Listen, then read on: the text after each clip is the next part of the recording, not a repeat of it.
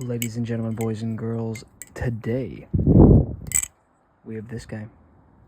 This is a little bit of a Frankenstein. Our Frankenstein today is the StaticKnives Kraken Reblade. And this is like the Zerblast finish. Eventually, I plan to get this stonewashed, probably by hand. I'll have to practice on that, but also, it's not on authentic handles. It's on Bally Plus speed channel handles. I have the trainer blade still. I think that there might be some ever so slight discrepancies between the Bally Plus machining and the squid machining. However, with getting this guy fitted on with the speed channels, this thing does flip really well. It feels very good and sounds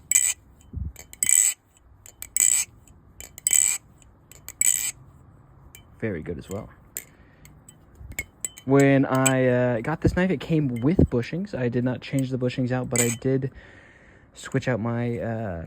I had squid hardware in my previous Kraken V3, my silver one.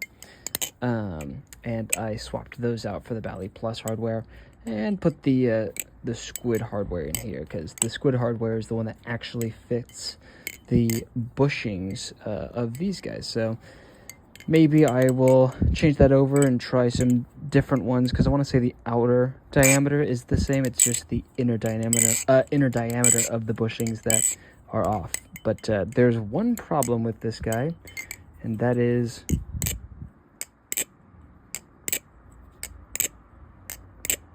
the closing. Sounds bad. If I try to crank this guy all the way down, it will bind. I don't think it's necessarily because of it being undersized. I think it's because there is more room in the actual handle. Also, I could be using like better washers, because it doesn't come with washers, so I was just using the Bally Plus washers that it comes with, which I know are not even... I don't even know if they're phosphorus bronze. I think they might just straight up be bronze washers. There might be some breaking in here with those washers, or I just try to eventually get this thing a little bit better, in a better shape. The sound test, the ice pick sounds good, but yeah, the close is a little disappointing. But I will say, it looks kind of funky. The distance between these two pivot areas, I think, is just a little bit farther than normal. So in the opened position, you can see that there's just a slight gap here, which does give it a somewhat awkward appearance. Now, if we're looking at the blade profile just by itself, this thing is a stunner. Absolutely gorgeous. And I feel like once I get a stonewash on this guy, and I maybe do a light brushing with some steel wool or something, some sandpaper, it will come out very nicely with these black handles. I have always wanted a speed channeled Kraken, and it does sound really nice. This is going to be a project knife for sure, but moving on to just the balance of it, I mean, obviously with speed channel, it's not going to be the most transferable to your everyday lad, because like here I'm feeling like almost a little bit of binding in that guy. I don't know if you see that. See? Looks like it's binding. Just a little bit.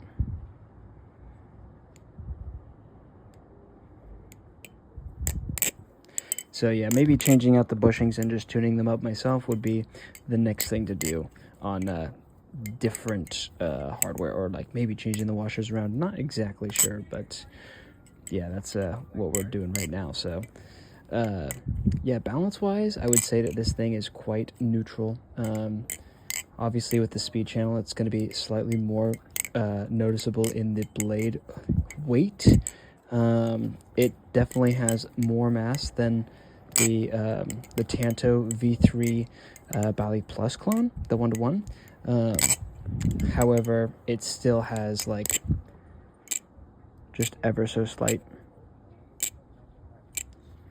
handle bias. So, I mean, this thing is pretty darn neutral, in all honesty. It just has enough handle bias to make it feel still pretty competent. Honestly, like, the balance kind of reminds me of the DI Nami on the Arm Shark handles. So if you've ever flipped that, you'll kind of get a picture as to what this guy feels like.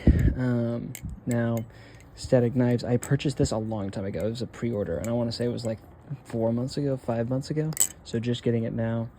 Came in the mail with a sticker as well, kind of like a holographic sticker, so that's neat. Yeah, this will be something that I'll work on.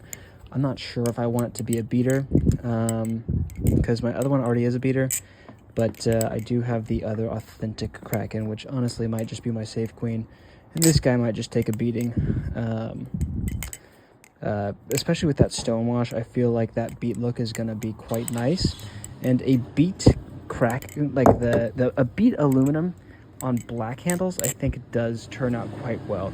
I think if you're gonna if you're thinking about cosmetics, like a silver, like a raw, is going to be the least apparent when it does get beat, whereas like a black is going to really show everything, so it's going to take every drop. But the thing is, like, if you're already kind of going for that rough look with the stonewash finish, then I suppose that it would look fine in that regard, because it will be it'll have that rough look. And I don't know if you guys watch Wesh, if I'm saying their name right, but they also have a Kraken that is like a fully inked, I want to say, and they've beat that thing for so long, and it looks very cool. It has a lot of character because it was beat.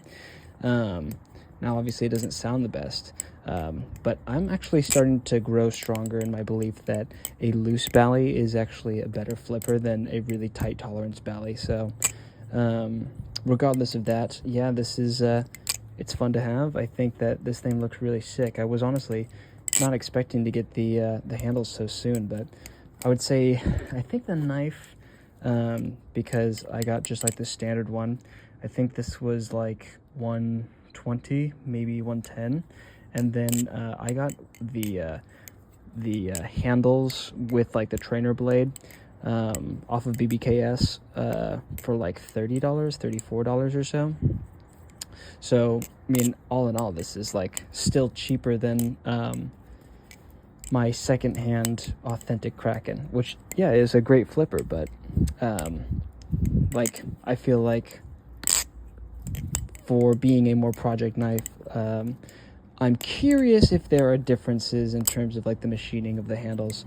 I mean, if you guys have any ideas as to what I might do differently to improve this, I could just get a fresh pack of hardware for this, some fresh squid hardware, see if that helps work this guy in. I wonder if the dimensions of the StaticKnives hardware is just the same. I would imagine it would have to be, because it is a Kraken Reblade, so it should be able to take just standard squid hardware. Another thing I would say is when it's closed, that also looks kind of funky. This Zen nipple, it's just so flat. It looks very different from a Kraken, but at the same time, like, I kind of appreciate that, because it doesn't, it does look noticeably different, because to some extent, while that might not be my favorite look, like, I think that the opening, like I said, a little too far apart, I do think that it has value, because it is just different. It is just more its own. It maintains its own identity while still fitting within a platform that is very popular and has its own identifiable look. So, I don't know. I don't think that's necessarily an intentional thing that they were going for when they created the design. The design nipple is a little bit, not rough, but you do catch it every once in a while. And it can kind of like get in the way at times. Not really all that much, but yeah. If you are somebody who likes handle bias, the particular setup that I have right now is definitely not that.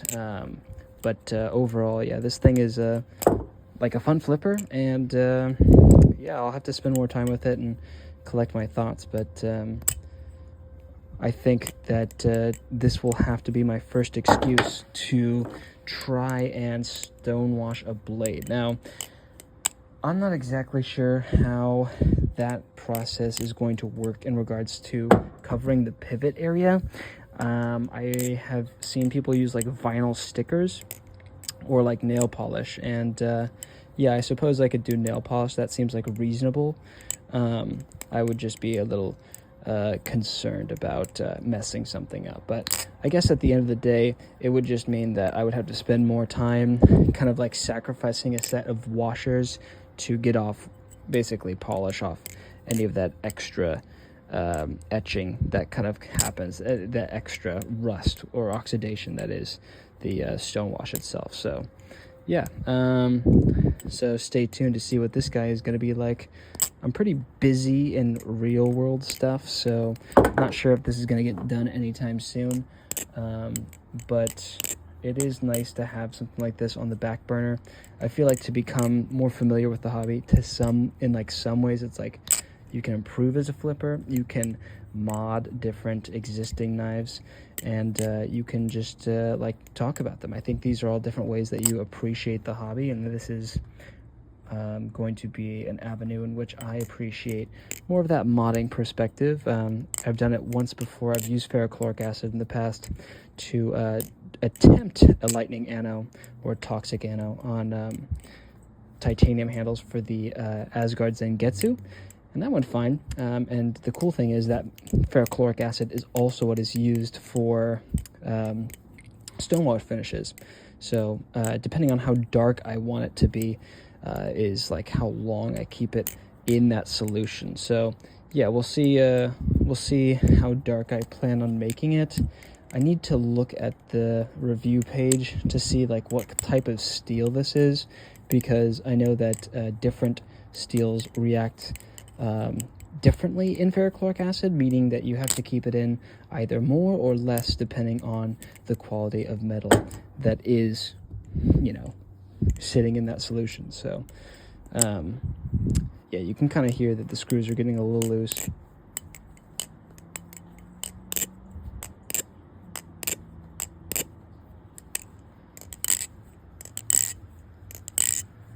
So yeah, it's gonna be a work in progress, but there you go. StaticKnives Kraken Reblade on Bally Plus Speed Channel V3 handles. Let's try to hit a double scissor. Well, it was really slow, but honestly, not that bad. Let's keep going until I drop it. Well, anyways, guys, it's been Pez Flips outside today. I'm talking a little quieter because I don't want people to like listen to me. But yeah, anyways, I'll catch you guys in the next one. Wait, I'll catch you guys in the next one. There you go.